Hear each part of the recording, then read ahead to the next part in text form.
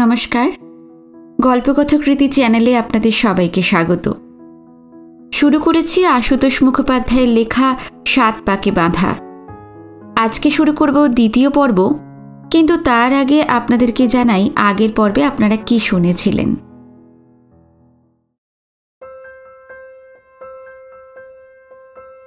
উপন্যাসটি শুরু হয় একটি স্কুল এবং সেখানকার দিদিমণিদের নিয়ে, কিন্তু সব দিদিমণিদের থেকে আলাদা অর্চনা বসু।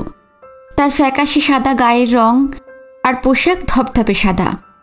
তাকে নিয়ে স্কুলের মেয়েদের মধ্যে যেমন একটা কৌতূহল রয়েছে, তেমনই রয়েছে টিচারদের মধ্যেও। স্কুলের অন্য কারোর সঙ্গে তার হৃদ্যতা না থাকলেও মালি ভগবান তিওয়ারির বউ সাবিত্রীর সঙ্গে তার প্রথম হৃদ্যতা হয়। 2 বছর এই মেয়েদের স্কুলে সে চাকরি করছে, কিন্তু 1.5 বছরের মাথায় প্রথম ঘটল অঘটন। এই ভগবান তিওয়ারির ছেলে জলে ডুবে মারা যায়। সেই বাচ্চা ছেলের মৃত্যু অর্চনা বসুর ওপর প্রচণ্ড প্রভাব ফেলে। 2 বছর আগে সে যখন এই চাকরির ইন্টারভিউ দিতে এসেছিল স্কুলে, তখন অন্যান্য পদপ্রার্থীদের অবাক করে দিয়ে সে এই চাকরি পায়। সেদিন তার সাথে আলাপ হয়েছিল এই স্কুলের সেক্রেটারি ভবতারণবাবু এবং তার ভাইপো নিখিলেশের সঙ্গে। এই নিখিলেশই সেই দিনকে তাকে বাড়ি পৌঁছে দিয়ে এসেছিল, যেহেতু প্রচণ্ড বৃষ্টি পড়ছিল বাইরে। আজকে শুনবেন এরপর থেকে।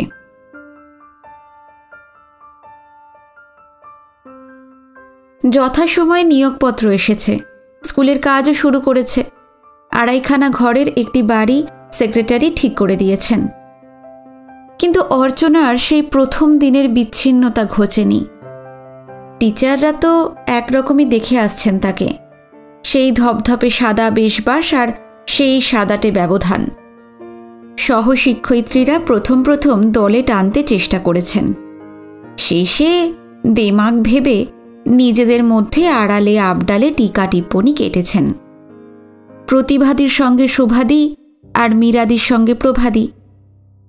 এখানকার মহিলা সমিতিটির সঙ্গে যোগ আছে প্রায় সকল মহিলারই, শুধু শিক্ষয়িত্রী নয়, বহু মধ্যবিত্ত এবং বড়লোকের ঘরণীরাও ছুটির দিনে সেখানে নিয়মিত আসেন এবং জটলা করেন।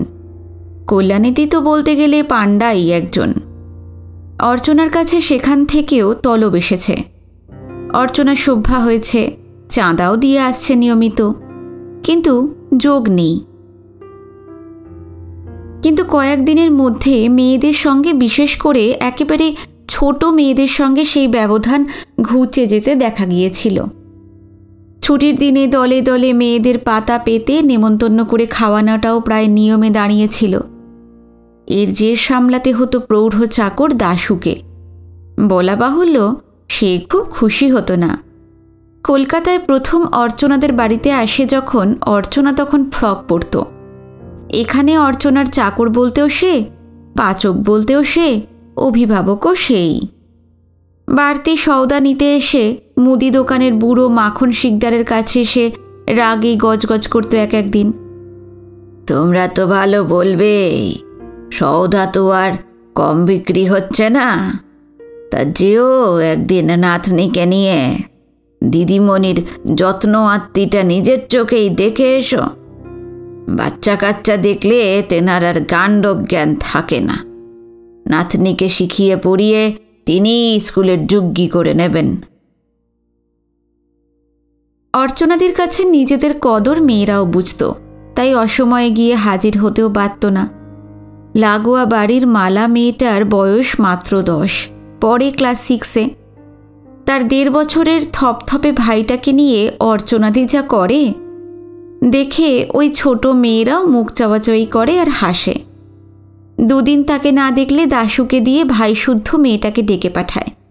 আর বাড়ির জলখাবার মনের মতো না হলে মেয়েটাও ভাই কোলে এসে হাজির হয়। একা এসেও দেখেছে, কিন্তু ভাইকে নিয়ে এলেই লাভ বেশি। শিক্ষয়িত্রীদের পক্ষে এতটা বরদাস্ত করা সহজ নয়। অনেক সময় সামনাসামনি ঠেস দিতে ছাড়েন না তারা। বিশেষ করে বিজ্ঞানের টিচার আর মনোবিজ্ঞানের ছাত্রী শোভাধর। ক্লাস শুরু হবার আগে স্কুল প্রাঙ্গণে কিন্ডারগার্টেনের বাচ্চাগুলো রোজই এক দফা হুটোপাটি করে ছেঁকে ধরে অর্চনাকে, গল্পের বায়না করে। অর্চনার মুখে আর সেই গাম্ভীর্য দেখা যায় না তখন। আদর করে, কারোর গাল টিপে দেয়, কারো রিবন ঠিক করে দেয়, কারো বা ঘামে ধুলোয় জবজবে মুখে নিজের রুমাল করে মুছে দিতে দিতে বলে, খুব দুষ্টুমি করা হয়েছে বুঝি? সেই সময় শোভাধরের সঙ্গে দেখা হয়ে গেলে কিছু না কিছু বলবেনই তিনি। বলবেন, বাচ্চাগুলোর সঙ্গে আপনাকে দেখলে মনে হয় যে যেন আকাশের চাঁদ হাতে পেয়েছে ওরা। আরও জোরালো ঠাট্টাও করেছেন, বলেছেন, আপনি নিজেই একটা কিন্ডারগার্টেন খুলে বসুন না, অনেক বেশি লাভ হবে, কি চাই চাকরি করছেন। বিব্রত মুখে অর্চনা পাশ কাটায়, ব্যবধানের আবরণ মুখে নেমে আসে। এর উপর মালির ছেলে মেয়ে দুটোর সঙ্গে সেই সম্প্রীতি দেখে প্রথমে তো চক্ষুস্থির সকলের, তারপর ফিসফিস কানাকানি। মীরাদি প্রভাদিকে ঠেলেন, প্রভাদি মীরাদিকে ঠেলেন। রোগ সম্বন্ধে প্রতিভাদির কানে কানে রোগ নির্ণয় করেন শোভাদি। এমনকি সহকারী হেডমিস্ট্রেস স্মৃতি করও হালকা বিস্ময় জ্ঞাপন করেন হেডমিস্ট্রেস মালতী রায়ের কাছে। কিন্তু শিক্ষয়িত্রীদের মধ্যেও একজনের কিছু কাছাকাছি এসে গেছে অর্চনা, ড্রয়িং টিচার কল্যাণীদির। সেইটা তার নিজের চেষ্টায় নয়, কল্যাণীদির স্বভাবে। নিজেই হুড়মুড়িয়ে তার বাড়ি এসেছেন যখন তখন। বাচ্চাদের অত আদর দেওয়া নিয়ে মন খোলা ঠাট্টা করেছেন, আবার নিজের বাড়িতেও জোর করে ধরে নিয়ে গেছেন ওকে। অর্চনার ভালোই লাগতো। এরপর নিজেই যেত তার বাড়ি, জোর করতে হতো না। অনেক সময় অবাক হয়ে ভেবেছে, কাকার সঙ্গে ভাইয়ের সঙ্গে কেন নিজের বাড়িতে থাকেন না কল্যাণীদি? সুন্দরী না হলেও কুৎসিত নন, কেন বিয়ে করেননি উনি? তার ছোট্ট বাড়িটা যেন ছোটোখাটো চিড়িয়াখানা একটা। খাঁচায় খাঁচায় কাকাতুয়া, টিয়া, ময়না, বুলবুল, হীরামন, এক গাদা রং বেরঙের খরগোশ, হাঁস, পায়রার ঝাঁক, রংচঙা জারের মাছ, কত কি। এদের সামলাতে গিয়ে কল্যাণীদি স্কুলেও লেট হন একদিন। প্রথম প্রথম অবাক হয়ে অর্চনা তার পশু পাখির সেবা যত্ন দেখত, ভালো লাগতো। কিন্তু এখানে আশায়ও ছেদ পড়েছে শিগগিরই। এলেই আর একজনকে দেখত, কল্যাণীদির ভাই। বিকেলের দিকে দিদির কাছে একবার অন্তত আসেই নিখিলেশ। আড়াল থেকে ভাইয়ের উদ্দেশ্যে দিদির ছদ্ম অনুশাসন আর বিদ্রূপ কানে আসত। কিন্তু অর্চনার কাছে তার মুখে ভাইয়ের প্রশংসা যেন ধরে না। ভাইয়ের কথা বলতে গিয়ে দু চোখ তার সজল হতেও দেখা গেছে। ফেরার সময় কল্যাণীদি ভাইকে বলতেন ওকে বাড়ি পৌঁছে দিতে। প্রথম প্রথম অর্চনা মুখ ফুটে কিছু বলতে পারেনি, নিখিলেশের গাড়িতেই ফিরেছে। তারপর কিছু একটা অজুহাতে এড়িয়ে গেছে। কখনো বলেছে পরে যাবে, কখনো বলেছে হেঁটে যাবে। কল্যাণীদি বুঝেছেন, বুঝেই আর সেরকম ব্যবস্থা করেননি। তবু আশা প্রায় ছেড়েই দিয়েছে অর্চনা। কখনো সখনো কল্যাণীদি একেবারে স্কুল থেকে ধরে নিয়ে এলে তবেই আসে। কল্যাণীদি কিন্তু বলতে ছাড়েননি, কি ব্যাপার বলো তো তোমার, এভাবে থাকো কেন? আর কেউ হলে অর্চনা জবাব না দিয়ে শুধু চেয়েই থাকত। এখানে একটু হেসে বলেছিল, আমিও যদি আপনাকে ফিরে একই কথাই জিজ্ঞাসা করি। কল্যাণীদি অবাক হতে চেষ্টা করেছিলেন প্রথম। ও মা, আমার আবার কি দেখলে তুমি? আমার কথা ছেড়ে দাও, সাধের কাজল পড়তে গিয়ে চক্ষু হলো কানা, তোমার কি? অর্চনার বাধা অনুমান করে নিখিলেশ দিদিকে বলেছে, তোমার এখানে আসা রুটিনটা আমি না হয় রাত্রিতেই করে নেব এবার থেকে, ভদ্রমহিলাটিকে বলে দিও। কল্যাণীদি সত্যিই বলেছেন। হাসতে হাসতে বলেছিলেন। অর্চনা শুনে মনে মনে দুঃখিত হয়েছে, কিন্তু কিছু বলতে পারেননি। এরপর নিখিলেশের সঙ্গে দেখা সাক্ষাৎ কমই হয়েছে তার। স্কুলের গত বার্ষিক উৎসবে নিখিলেশ অবশ্য তার বাড়িতেই এসেছিল আর নিজেদের বাড়িতে ধরেও নিয়ে গেছে। প্রতি বছর ওই একটা দিন স্কুলে আড়ম্বর করে উৎসব হয়, আর রাত্রিতে সব শিক্ষয়িত্রীদের সেক্রেটারির বাড়িতে নেমন্তন্ন থাকে। অর্চনা স্কুলের উৎসবে উপস্থিত ছিল, কিন্তু বাড়িতে যায়নি। নিখিলেশ গাড়ি নিয়ে একেবারে বাড়িতে হাজির। আপনার না যাওয়াটা সকলে এত বেশি লক্ষ্য করেছেন যে না এসে পারা গেল না, চলুন। অর্চনা আপত্তি করতে পারেনি। আপত্তি করতে গেলে 5 কথা বলতে হয়, 5টা অনুরোধ উপরোধ শুনতে হয়, তাতেই সংকোচ বেশি। তাকে আসতে দেখে বিজ্ঞানের টিচার আর মনোবিজ্ঞানের ছাত্রী শোভাধর, প্রতিভা গাঙ্গুলি কানে কানে ফিসফিস করেছেন, এই জন্যই অপেক্ষা করছিল।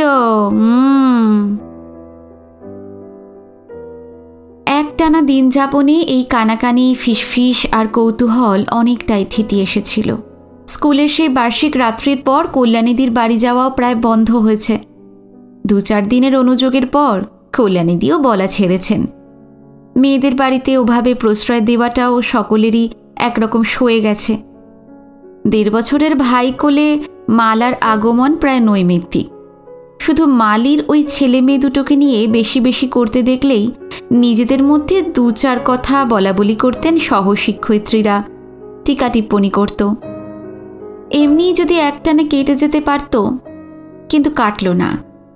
ছোট্ট একটা মর্মন্তুদ ঘটনা অর্চনা বসুর এই একটানা বিচ্ছিন্নতার বাঁধ ভেঙে সহসাই অকরুণ কৌতূহলের এক বন্যা এলো যেন। আলিয়ার মতন 2 হাত বাড়িয়ে আঁকড়ে ধরতে গিয়েছিল, মায়ার প্রলোভনে নিজেকে উদ্ঘাটিত করে বসেছে। কবে ধরা পড়েছে? উপলক্ষ মালির ওই কচি ছেলেটার জলে ডোবা, সেই থেকেই সূচনা। কয়েকটা দিন মূল বেদনায় অর্চনা দিন রাত ছটফট করেছে। শুধু দিনের সেই ছটফটানি স্কুলের মেয়েরা কিছুটা টের পেয়েছে। 10 বছরের মালা ক্লাসের ক্লাস মনিটর। অর্চনাদের ক্লাসে সে পর্যন্ত সহপাঠিনীদের টু শব্দটি বরদাস্ত করতে পারেনি। নোট বই হাতে নিয়ে মেয়েদের ধমকেছে, এই একেবারে সব চুপ, নাম টুকবো কিন্তু।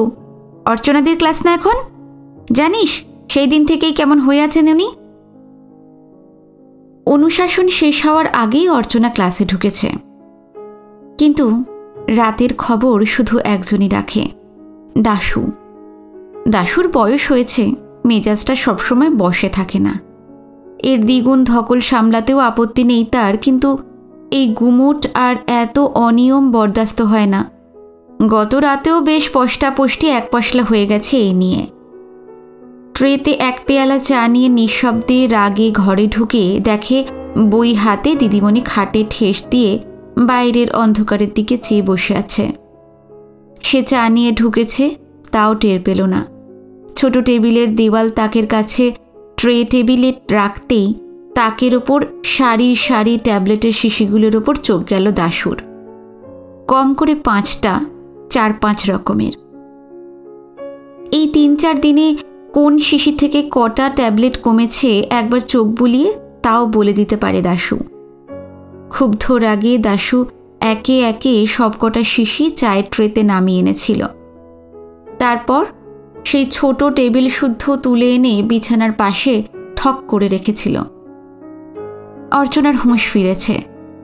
চায়ের সঙ্গে ট্রেতে ওষুধের শিশিগুলো দেখে জিজ্ঞাসু নেত্রে দাশুর দিকে তাকাতেই সে বলেছে, ঘুমাবার ওষুধ খাবে কি জেগে থাকবার ওষুধ খাবে কে জানে, তাই সব কটাই এনে দিলাম। ঈষৎ বিরক্ত মুখে অর্চনা চায়ের পেয়ালা তুলে নিয়েছিল। পরের অভিযোগটা দাশু ঘরের দেওয়ালকে শুনিয়েছে যেন। এই সন্ধ্যে থেকে 4 পেয়ালা হলো, বলো তো চাল কটাও চায়েতেই সেদ্ধ করে দিই। অর্চনা অন্যদিন হলে হাসত, একটু তোষামোদও করতো হয়তো, তার বদলে শুধু বিরক্তই হয়েছে। কিন্তু মেজাজ দাশুরও তেমনি চড়া তখন। তাক থেকে টাইমপিস ঘড়িটা এনে সশব্দে সেটাও টিপয়ের ওপর বসিয়ে দিয়েছিল। রাত তখন 10টার কাছাকাছি। তুমি যাবে এখান থেকে? যাব বলেই অদূরের টুলটা একেবারে খাটের কাছে এনে গ্যাঁট হয়ে বসে জবাব দিয়েছে, একেবারেই যাব, কিন্তু এখন তুমি কি করবে সেটা আগে জেনে যাই। ছেলেবেলায় অনেক শাসন করেছে, হম্বিতম্বি করেছে, এখন আর অতটা সম্ভব নয় বলেই আফসোস যেন। আহ দাশুদা! দাশুর গলা একটু নেমেছে বটে, কিন্তু ক্ষোভ যায়নি। বলেছে, জীবনভর তো মেজাজের ওপরেই কাটালে, তার ফলে তো ওই কালই আমি এই ওষুধের শিশিগুলো গঙ্গায় ফেলে দিয়ে আসবো। গঙ্গার বদলে আপাতত সেগুলো তাকের ওপরে রেখেই গজগজ করতে করতে প্রস্থান করেছে দাশু।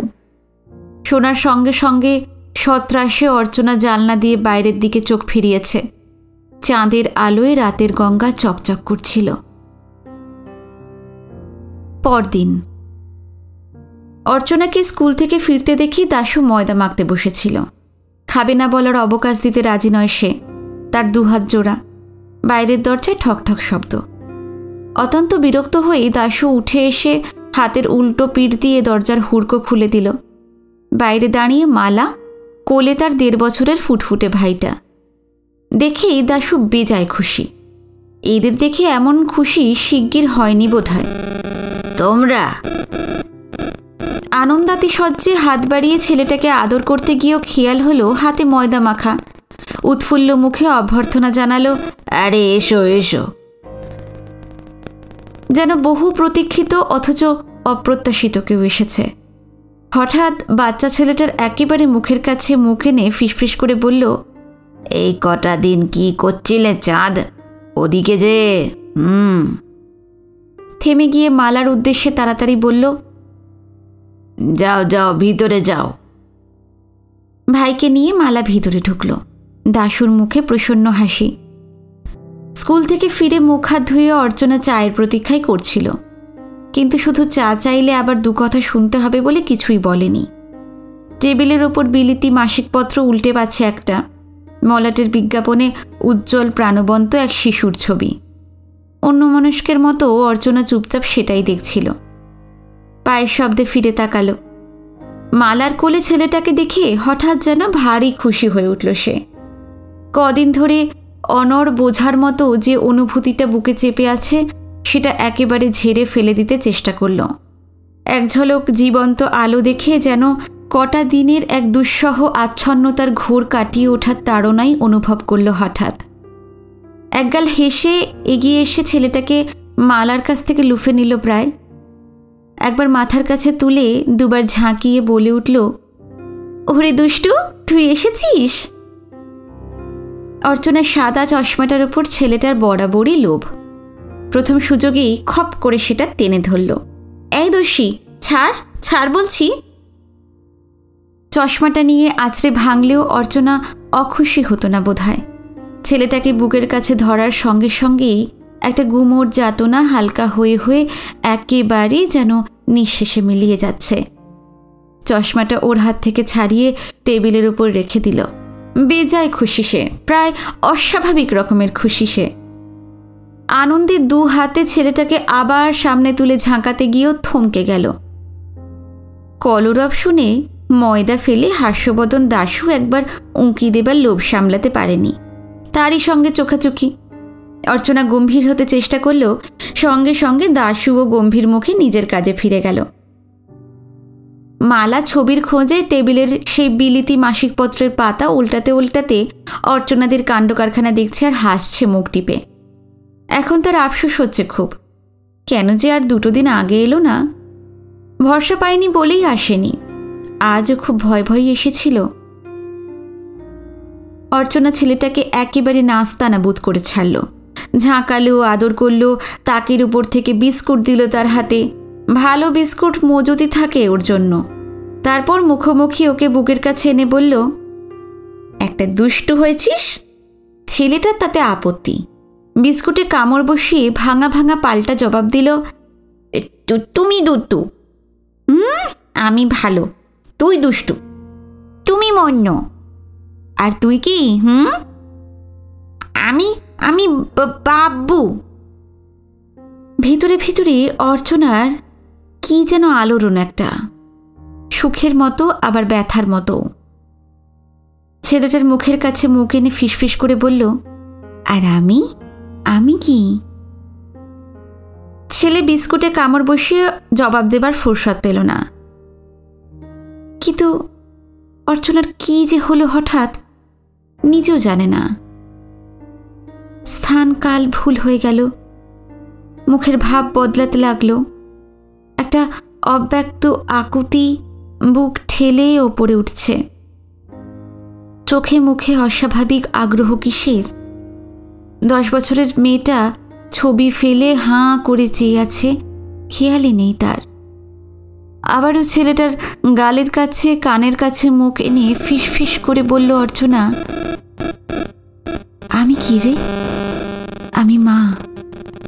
মা বল, মা বল না রে, মা বল। ছেলেটা ধরফর করছে। অর্চনার হুঁশ নেই। কণ্ঠস্বরে অস্ফুট আকুতি। বিভ্রান্ত উত্তেজনার মুখেই সম্বিত ফিরল। লজ্জায়, বেদনায়, সংকোচে অর্চনা নিষ্পন্দ, বিবর্ণ একেবারে। নিভৃতচারী বাসনার এমন মূর্তি এমন করে নিজেও বোধ করি আর কখনো দেখেনি। সেই লজ্জার ব্যথা নিজের কাছেই দুর্বহ। তার উপর ওই মেয়েটা বিস্ফারিত বিস্ময়ে চেয়ে চেয়ে দেখছে তাকে। 10 বছরের মেয়ে মালা শুধু দেখছে না, কেমন ভয়ও পেয়েছে। ছেলেটাকে তাড়াতাড়ি বুকের থেকে নামিয়ে বিছানায় বসিয়ে দিল। থালায় খাবার নিয়ে দাশু ঘরে ঢুকেছে। ব্যস্ত সমস্তভাবে অর্চনা থালাটা তার কাছ থেকে প্রায় কেড়ে নিয়ে মালার সামনে রাখল। এই নাও, এবার খেয়ে নাও, আমি একটু আসছি। দাশুর পাশ কাটিয়ে দ্রুত ঘর থেকে বেরিয়ে গেল। দাশু অবাক, মেয়েটার খাবার তো সে এনেই ছিল। খেয়ে দিয়ে ভাই কোলে করে মালা হৃষ্ট চিত্তেই ঘরে ফিরেছে। কিন্তু অর্চনাদের এমন নতুন কাণ্ডটা মাকে না বলে সে পারেনি। কাণ্ড বলে কাণ্ড, একেবারে তাজ্জব কাণ্ড।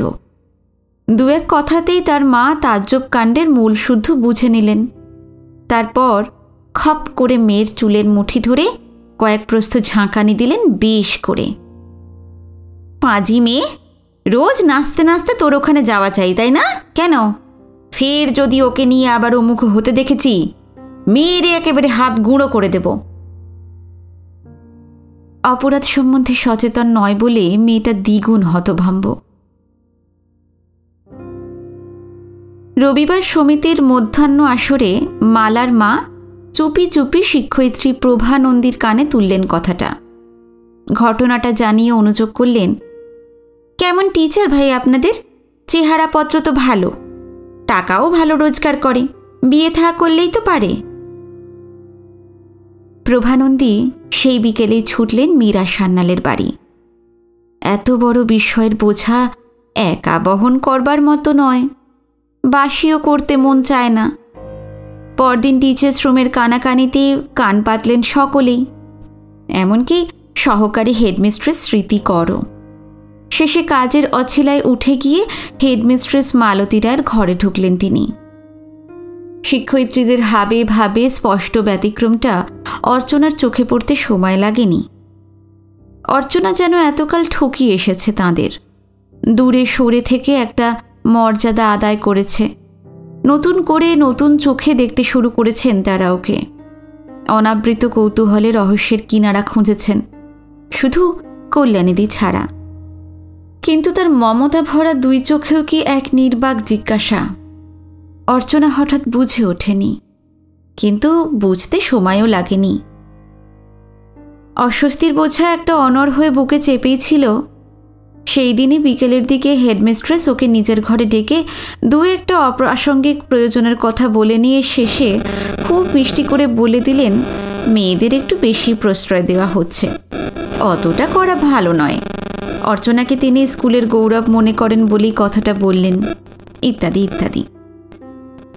আর বুঝেছিল তার পরের ক্লাসে মালার চোখে চোখ রাখার সঙ্গে সঙ্গেই অন্য মেয়েগুলোর চোখে মুখেও দুর্বোধ্য বিস্ময় আর কাঁচা কৌতূহল। অর্চনা বসু কি নিজের মৃত্যু কামনা করেছে সেদিন? কিছুই করেনি, কিছুই করতে পারেনি। ক্লাস ছিল আরও একটা, তাও শেষ না করে আসেনি। বাড়ি ফেরার পর দাশু খাবার এনে সামনে ধরেছে, তাতেও আপত্তি জানায়নি। রাত গড়িয়েছে, দাশুও বিদায় নিয়ে গেছে। ছাই নতুন করে জ্বলবে কত। অর্চনা একসময় উঠেছে, চুপচাপ চাকরির ইস্তফাপত্র লেখা শেষ করে টেবিলে চাপা দিয়েছে। তারপরেও বিনিদ্র কাটেনি। কুঁজোতে জল ছিল, তাকে ওষুধের ট্যাবলেট মজুদ ছিল। সকালে সহজে মাথা তুলতে পারেনি। দাশু ডেকে ডেকে ঘুম ভাঙিয়েছে। চা খেতে খেতে অর্চনা ভাবতে চেষ্টা করল রাতে কটা ট্যাবলেট খেয়েছিল। টেবিলের ওপর ইস্তফাপত্রটা চোখে পড়ল। অনেকক্ষণ চুপচাপ বসে রইল। তারপর খুব শান্ত মুখে সেটা টুকরো টুকরো করে ছিঁড়ল। 2 দিন কোনো রকমে চুপ করেছিলেন কল্যাণীদি। তারপর ভরসা করে থাকতে পারেননি। কেমন করে যেন বুঝেছিলেন আর দেরি করলে একেবারে দেরি হয়ে যাবে। হাসি তামাশায় অতি বড় স্তব্ধতার ধর্মও ভাঙতে পারেন তিনি, কিন্তু এখানে সেই চেষ্টাটাই যেন বিড়ম্বনা বিশেষ। সেদিন ছুটির পর স্কুল ফটক পেরিয়ে অর্চনার হাত ধরলেন। ওদিকে নয়, আজ আমার বাড়ি। আজ থাক না, কাল তো তুমি আরও একটু দূরে সরবে। আজই এসো, কথা আছে। তার দিকে চেয়ে অর্চনা অপেক্ষা করল একটু, তারপর চুপচাপ সঙ্গে চলল। যদি আবারও আপত্তি করত বা 2 কথা জিজ্ঞাসা করত, কল্যাণীদি কিছুটা স্বস্তি বোধ করতেন। জোর জুলুম ঝগড়া ঝাঁটি পর্যন্ত করা চলত। কথা কিছু সত্যি ছিল কিনা তিনি জানেন। বাড়ি ফিরেও অনেকক্ষণ পর্যন্ত কোনো কথার ধার কাছ দিয়ে গেলেন না। হইচই করে জলযোগের ব্যবস্থা করলেন। অর্চনাকে সঙ্গে নিয়ে পশু পাখির তদারক করলেন এক প্রস্থ। কোন পাখির জন্য নতুন খাঁচা তৈরি করতে হবে, কোন খরগোশটার বজ্জাতি বাড়ছে দিনকে দিন, ময়নাটার খাওয়া কমেছে, ডাকও ছেড়েছে, অসুখ বিসুখ পড়বে কিনা কে জানে। কাকাতুয়াটার এক জোর খুঁজছেন, পাচ্ছেন না। ফলে বেচারি একেবারে মনমরা হয়ে আছে। ইত্যাদি সমাচার শেষ করে শেষে ঘরে এসে বসলেন। এরপরেও কল্যাণীদি অর্চনার ব্যক্তিগত প্রসঙ্গে একটা কথাও তুললেন না। স্কুলে যা নিয়ে এমন কানাকানি, সেই বিসদৃশ ব্যাপারেও তার যেন কোনো কৌতূহল নেই। 2-5 কথার পর হঠাৎ নিজের কথাই জিজ্ঞাসা করলেন। খুব হালকা করে বললেন, আচ্ছা, এই যে স্কুলে আঁকিঝুঁকি আর বাড়িতে এইসব নিয়ে দিব্যি কাটিয়ে দিচ্ছি, কেমন আছি বলো তো আমি? জবাবে অর্চনা তার দিকে চেয়ে শুধু একটু হাসল। কল্যাণীদি এই কথাটাই বলতে চান না আরও কিছু বলতে চান, হয়তো বলবেনও। তবু কল্যাণীদিকে বরাবরই যেমন ভালো লাগে, আজও তেমনই লাগছে। বড় মিষ্টি লাগছে। ক্ষত যদি খোঁজেনও, জ্বালা জুড়ানো প্রলেপ লাগানোর জন্যই খুঁজছেন। বেশ আছি, তাই না? সকলেই বলে দিব্যি আছি। ব্যাপার কিছু আছে, সকলে জানে, জেনেও ভাবে বেশ কাব্যের মতো কাটিয়ে দিচ্ছি। অথচ আমার দশা একবার ভাবো, সময় পার করে দিয়ে এখন কাকাতুয়ার জোর খুঁজে বেড়াচ্ছি। কল্যাণীদি খিলখিল করে হেসে উঠলেন, যেন খুব মজার কথা কিছু।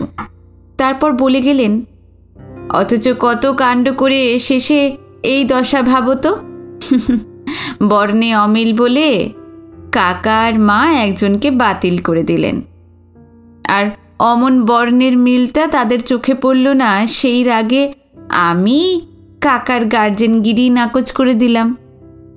আর মা যে নিজের মা নয়, সৎ মা, সেটাও তাকে বুঝিয়ে আসতে ছাড়লাম না। তারপর ওই একই বর্ণে অন্ধ হয়ে বসে রইলাম। অথচ চোখের ওপর দিয়ে কত বর্ণ চলে গেল, তাকিয়েও দেখলাম না। কি লাভ হলো বলো তো? কেউ কি বসে থাকলো? দিন কি থেমে রইল? নিজেই শুধু নিজেকে নিয়ে বসে রইলাম। বিচ্ছিরি বিচ্ছিরি। এবার অর্চনার আর ভালো লাগছে না, ফাঁপড় ফাঁপড় লাগছে। চিকিৎসকের আন্তরিকতা সত্ত্বেও ক্ষতের ওপর ভুল ওষুধ পড়লে যেমন লাগে। কিন্তু কল্যাণীদি নিজের ঝোঁকেই বলে যেতে লাগলেন, অথচ যা হয়েছে সেটা মেনে নিলেই একরকম না একরকম করে ঘা শুকাতো। তা না, উজানেই সাঁতার কেটে গেলাম। কেউ পারে? এসব এসব কথা থাক না কল্যাণীদি। না থাকলে চলবে কেন? দুঃখ যেমনই হোক, জীবন ছাড়া জীবনের ফাঁক ঘোচে না রে ভাই। মেয়েদের তো নয়। এই বুড়ো বয়সেও আমার সংসার করতে সাধ যায়। আমার বাপু স্পষ্ট কথা। আমাকে নিয়ে ওরা তোমার মতন অমন হাসাহাসি কানাকানি করলে মুখের ওপর বলে দিতাম।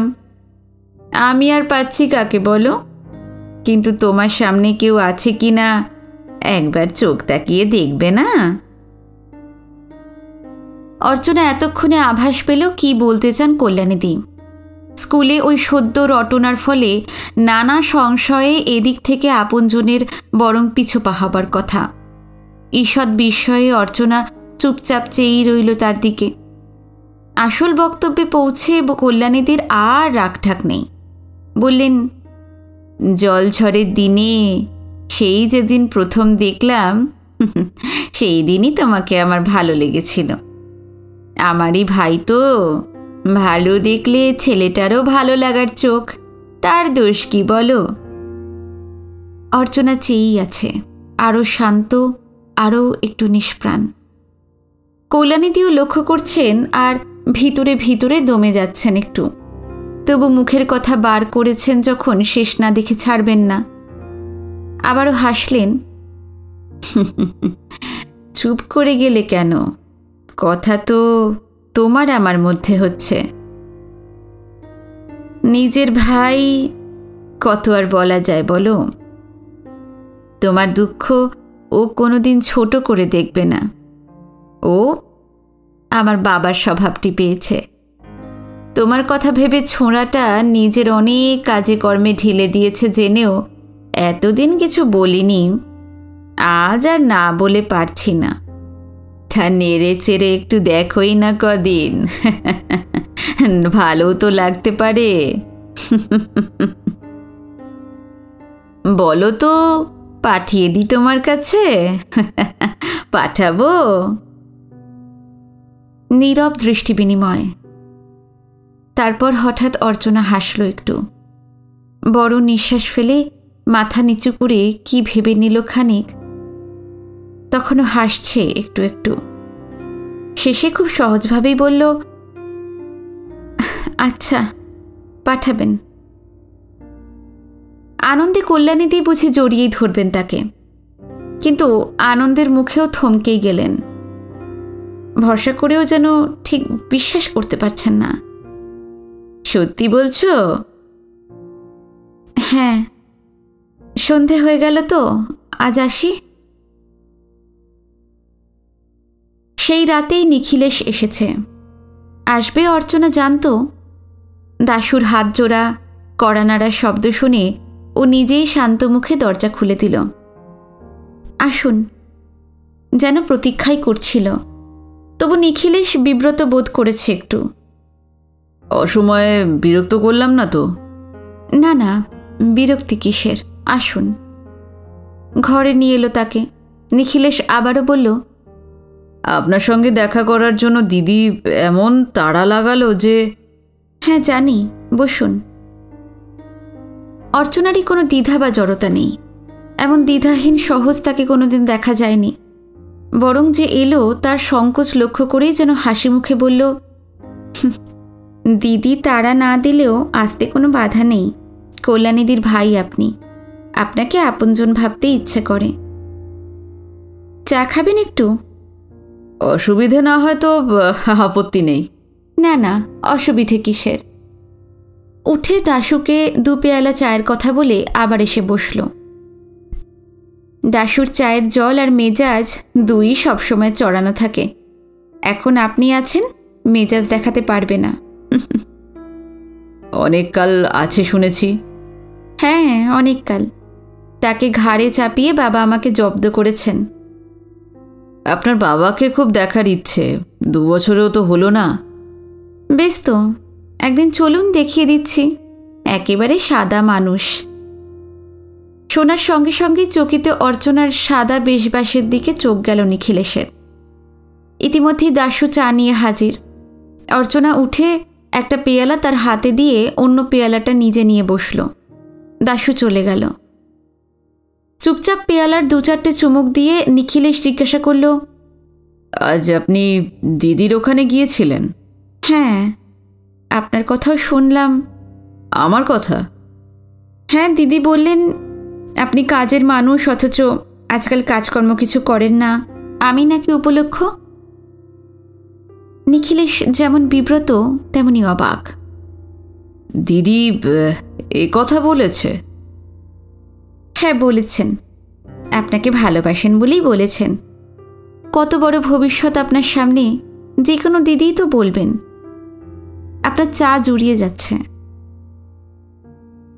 নিখিলেশ পেয়ালা তুলে নিল। হঠাৎ কণ্ঠস্বরের পরিবর্তনে একটু হকচকিয়েই গেছে সে।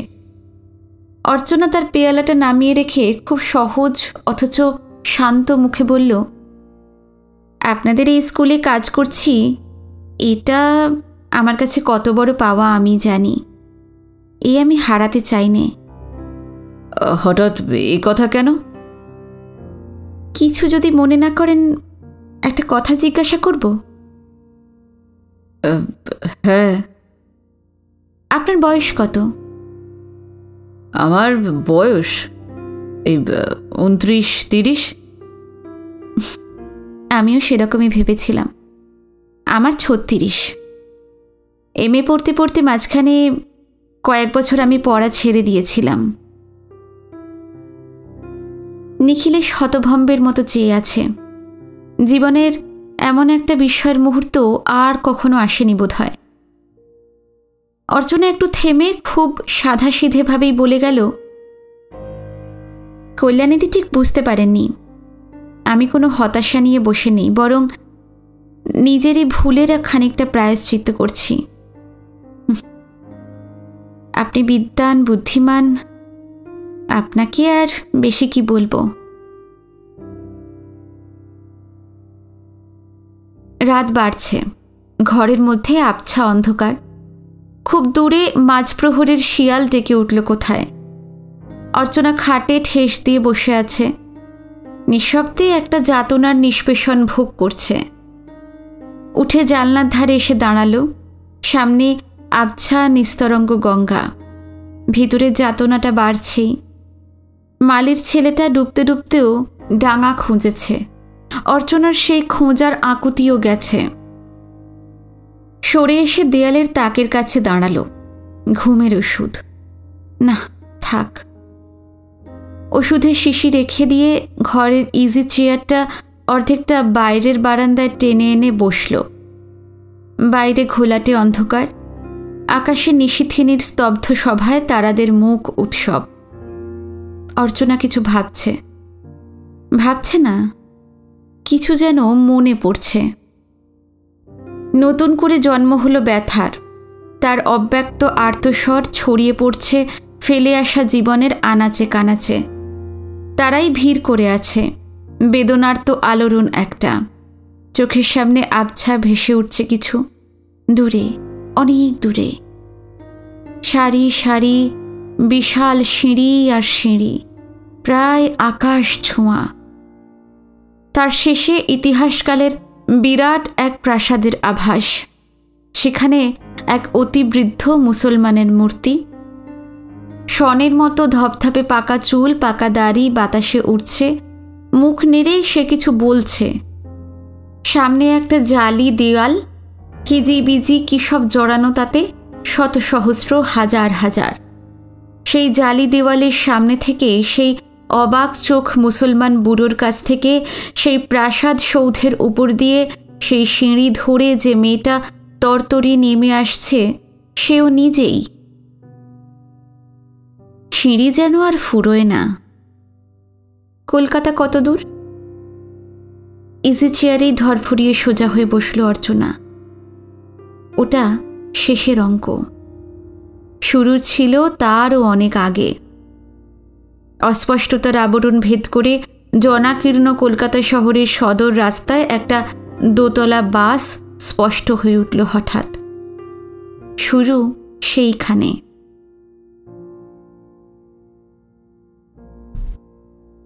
ফাঁক পেয়ে অর্চনা সেদিন বাসে করে ইউনিভার্সিটি যাচ্ছিল।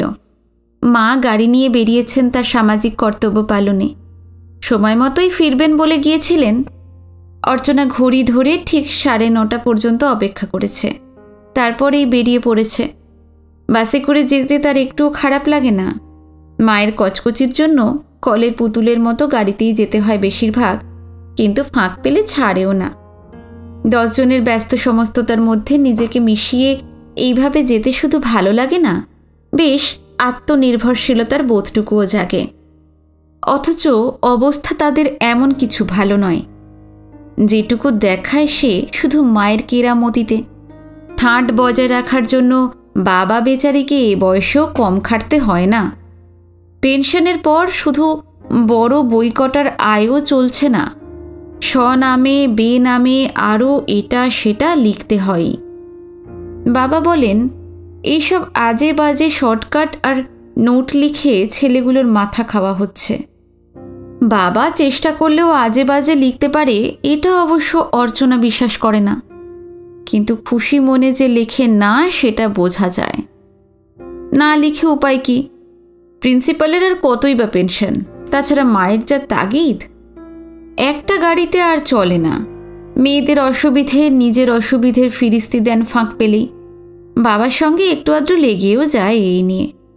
অর্চনাকেও মা খুব রেহাই দেন না। এই আদরিণী মেয়ে যদি বাপকে গিয়ে ধরে আর একটা গাড়ির জন্য, তাহলে হয়তো কিছুটা এগোয়ে গাড়ির জন্য একটা কিছু নতুন বই লেখা খুব অসম্ভব বলে তিনি মনে করেন না। অর্চনা মাকে খুশি করার জন্যই বাবাকে আচ্ছা করে বলবে বলে আশ্বাস দেয়, আর বাবাকে বলে, মায়ের সঙ্গে কিছু কথা কাটাকাটি করো না, যা বলে বলুক না, একটা গাড়ি তো আছে, এই বেশি, আমরা অনায়াসে ট্রামে বাসে যাতায়াত করতে পারি। বাবাকে আবার সাবধানও করে দেয়, আমি বলেছি বলো না যেন মাকে, তাহলে শেষ করে দেবে। যেই বাসে যাওয়া নিয়ে মায়ের এত আপত্তি, সেই বাসেই এক মন্দ মজা হলো না। অফিস টাইম, দোতলা বাসেও ঠাসাঠাসি ভিড়, বাইরে লোক ঝুলছে, ভিতরেও বহু লোক দাঁড়িয়ে। একটা লেডিস সিটে অর্চনা একা বসে, পাশের জায়গাটুকু খালি। ঠিক তারপরেই এক হাতে মাথার রড ধরে দাঁড়িয়ে আছে একজন লোক, অন্য হাতে বুকের সঙ্গে ঠেকানো এক গাদা বই। লম্বা চওড়া চেহারা, সাদা সিধে বেশভূষা। পিছনের চাপে ভদ্রলোকের দাঁড়াতে রীতিমতো কষ্ট হচ্ছে বোঝা যায়। একবার টাল সামলানো দায় হচ্ছে।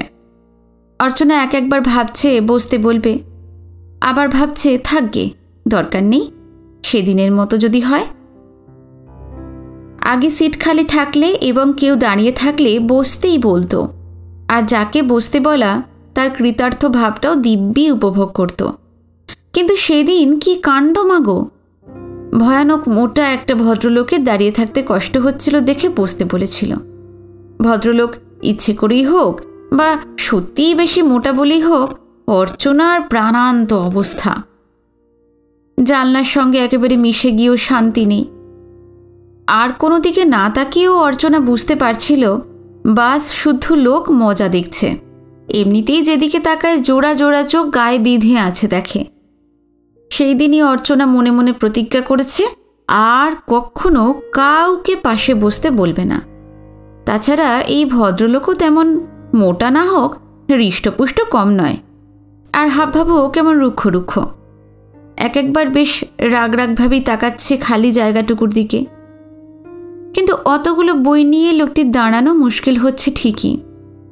বাস যত এগোচ্ছে অফিস যাত্রীর ভিড়ও বাড়ছে, আর সেই অনুযায়ী ভারসাম্য রক্ষার ধকলও বাড়ছে।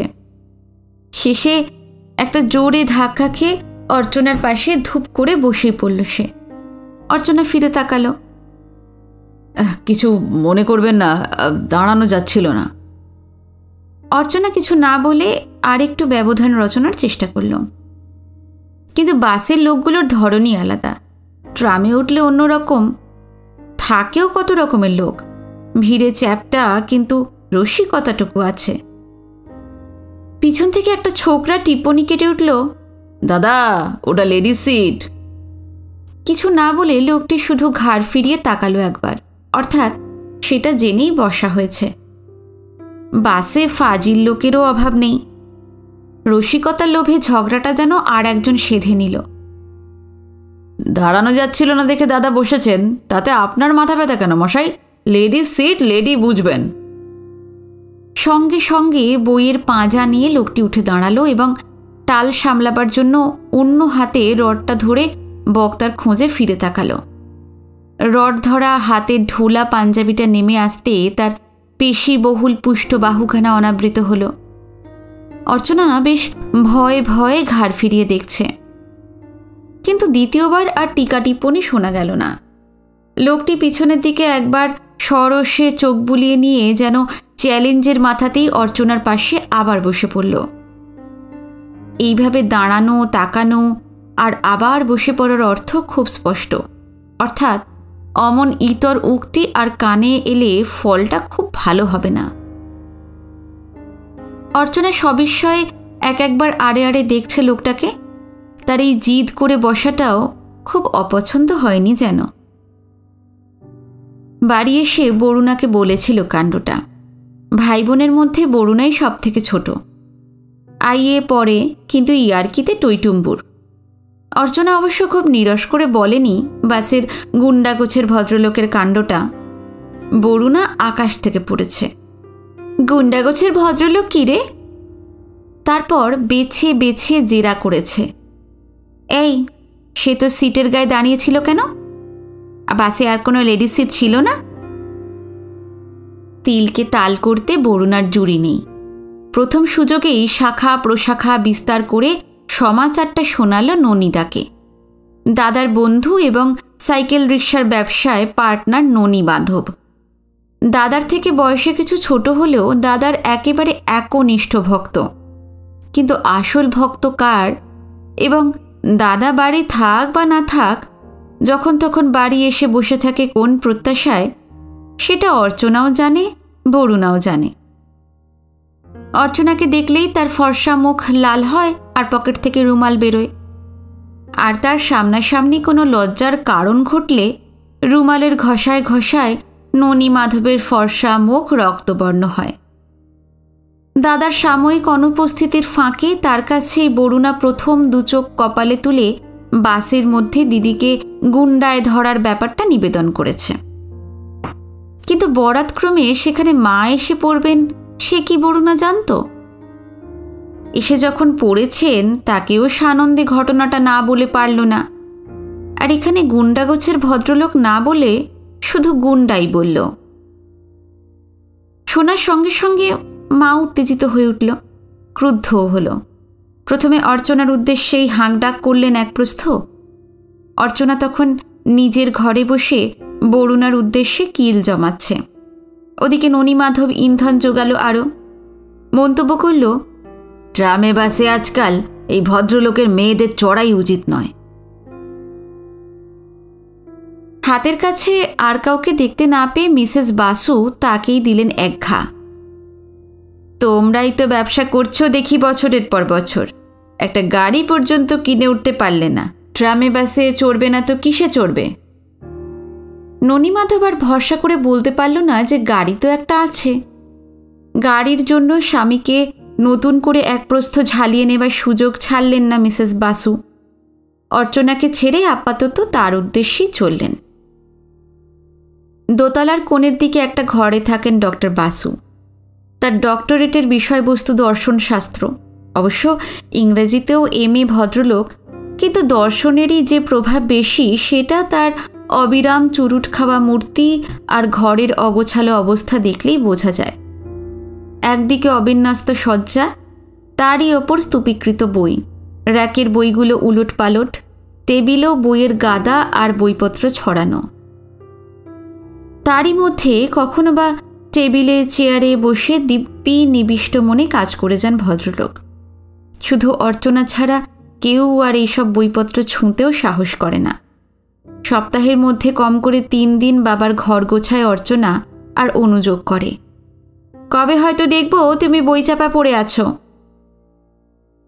বইপত্রের মধ্যেই আতশোয়া হয়ে আত্মতত্ত্বের একটা ইংরেজি প্রবন্ধ পড়ছিলেন তিনি। আর মনে মনে ভাবছিলেন, অর্চনা যদি এসে থাকে তাকে পড়ে শোনাবেন।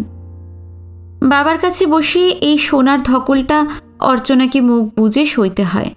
সয়ও, কারণ রিটায়ার করার পর তার সময় কাটে না। বেচারা বাবা করবেনই বা কী সারাক্ষণ। কিন্তু ওর বদলে যিনি এলেন, ভদ্রলোকের আত্মতত্ত্ব উপলব্ধির মেজাজটা রসাতলে গেল। মিসেস বাসু ঘরের বাইরে থেকেই কণ্ঠস্বরে আগমন ঘোষণা করতে করতে এলেন। কতদিন বলেছি একটা গাড়িতে চলে না, আর একটা গাড়ি কেন? একটা বিপদ না বাঁধলে আমার কথা কি কানে যাবে না? ডক্টর বাসু আত্মতত্ত্ব থেকে মুখ তুলে বুঝতে চেষ্টা করলেন কি ব্যাপার। তারপর নিষ্পৃহ মুখে জবাব দিলেন, কথা কানে গেলেই তো আর গাড়ি কেনা যায় না, টাকা লাগে। টাকা লাগে আর টাকা লাগে। মেয়েটা ধেই ধেই করে ট্রামে বাসে যাক আর যত সব পাজি গুন্ডার খপ্পরে পড়ুক, তাই না? ট্রামে বাসে গুন্ডা? ডক্টর বাসু অবাক হলেন। মাকে গজগজিয়ে বাবার ঘরের দিকে যেতে দেখেই তাল সামলাবার জন্য অর্চনাকে মায়ের অগোচরে দোরগোড়া এসে দাঁড়াতে হয়েছে। পিছন থেকে তার গা ঘেঁষে বরুণাও উঁকি ঝুঁকি দিচ্ছে। মা সামনের দিকে মুখ করে আছেন, কিন্তু বাবা দেখতে পাচ্ছেন তাদের। অর্চনা ইশারায় হাত নেড়ে বাবাকে বুঝিয়ে দিতে চেষ্টা করলে ব্যাপারটা কিচ্ছু নয়। স্বামীর অজ্ঞতায় মিসেস বাসু প্রায় হতাশ। জবাব দিলেন, কোথায় কি তা সে জ্ঞান যদি তোমার থাকতো তাহলে আর আমার ভাবনা কি ছিল? তা মেয়েকে ডেকে একবার জিজ্ঞেস করে দেখো আজকে কি হয়েছে। বলতে বলতে স্বামীর দৃষ্টি অনুসরণ করে ফিরে দেখেন দরজার ওধারে অর্চনা আর বরুণা দাঁড়িয়ে। মায়ের চোখ পড়তেই বরুণা কেটে পড়ল। অর্চনা সামলে নিয়ে নিরীহ হতে চেষ্টা করল। মেয়েকে ডাকার কাজটা মিসেস বাসুই করলেন। এই যে, এসে বলো কি হয়েছে আজকে। তুমি বলো না, আমি কি আর তোমার মতো করে বলতে পারবো? ব্যাপার কিছুই হয়নি বুঝে ডক্টর বাসু আত্মতত্ত্বে ডুব দিতে চেষ্টা করলেন আবার। কিন্তু সেই চেষ্টার আগেই স্ত্রীটি কাগজটা নিয়ে টেবিলের উপর ছুঁড়ে মারল। মেয়েরা আর একদিনও ওভাবে ট্রামে বাসে যাবে না, এই আমি বলে দিলাম। আরে গাড়ি কি নেই নাকি? এরকম করছো কেন? আর তাছাড়া হাজার হাজার মেয়ে দিনের পর দিন তো ট্রামে বাসেই যাচ্ছে, কি হয়েছে তাদের? সে যাচ্ছে যাক, আমি কিছু জানতে চাই না। আমি জানতে চাই তুমি আর একখানা গাড়ি কিনবে কি কিনবে না। স্ত্রীর এই অবুঝপনায় ডক্টর বাসু বরদাস্ত করতে পারেন না সবসময়। উঠে বসে অসহিষ্ণু বিরক্তিতে বলে উঠলেন, গাড়ি কিনবো? কি দিয়ে কিনবো? টাকার জন্য তো দিন রাত নোট লিখে লিখে ছেলেগুলোর মাথা খাচ্ছি, তাতেও তো রেহাই নেই। তোমার বাড়ি, তোমার গাড়ি, তোমার শাড়ি, তোমার পার্টি। ওদিকে অর্চনা পালিয়ে বাঁচল, আর বরুণাকে হাতের কাছে পেয়ে সত্যি গোটা কত কিল বসিয়ে দিল গুম গুম করে। পাজি মেয়ে, তোর জন্যই তো। উফ! কিলগুলো খুব আস্তে পড়েনি, তবু সেগুলো বরুণা হেসে গড়াগড়ি দিয়ে হজম করল। ব্যাপারটা এখানেই শেষ হবার কথা, কিন্তু উদ্দেশ্য নিয়ে ওপরওয়ালা যে যোগাযোগ ঘটান সেটা সুদূর প্রসারীও হয়। বাড়ির গাড়িতে ইউনিভার্সিটি যাবার পথে অর্চনা বাস স্টপে সেই একরোখা লোকটাকে বাসের অপেক্ষায় এক গাদা বই হাতে দাঁড়িয়ে থাকতে দেখেছে পরপর আরও 2 দিন। এক পথেই যায়, আর লোকটা এক জায়গা থেকেই যখন ওঠে তখন দেখতে পাওয়া অস্বাভাবিক কিছু নয়। অর্চনা একদিন ভেবেছে এই বয়সেও কলেজে পড়ে নাকি, আর একদিন ভেবেছে মোটরে তুলে নিলে কি হয়। কিন্তু একা সাহস হয় না। বরুণা থাকলে ঠিক মজা করা যেত। বরুণার কলেজ বাড়ির কাছেই, সে অনেক আগেই নেমে পড়ে। তা বলে সত্যিই লোকটার সম্বন্ধে তেমন কোনো কৌতূহলই ছিল না, ওই দেখার মুহূর্তটুকুই যা। কিন্তু কৌতূহলের কারণ ঘটল একদিন।